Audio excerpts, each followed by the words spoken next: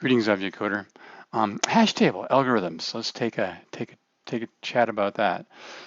The main algorithm, really the magic of the hash table, is the hash function, and that's what gives us the index from a key of an arbitrary type. The key might be a string, it could be a date, but it's going to return it. It's going to give us an index, and this here, right here, is if we look into that, and you want to do that, of course, is that's what's going to give us that index.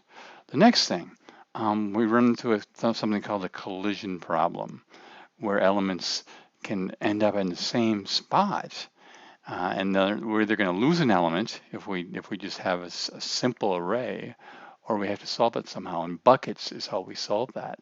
So look at that algorithm. These are just the core algorithms then to give you some help here, some guidance or suggestions, I should say.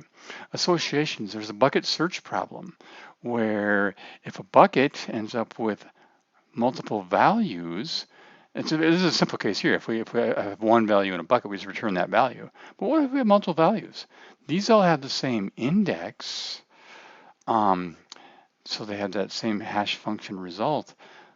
But how do we determine which value is the correct value?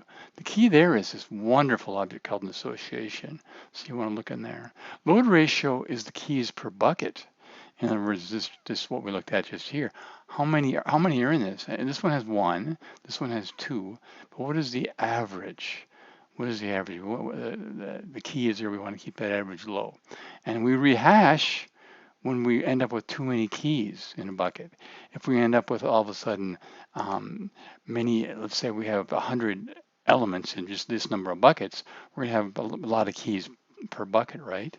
We don't want that. We want a small number, and then we do a rehash, and that maintains performance. So these are the algorithms to look through, and we'll talk to you soon.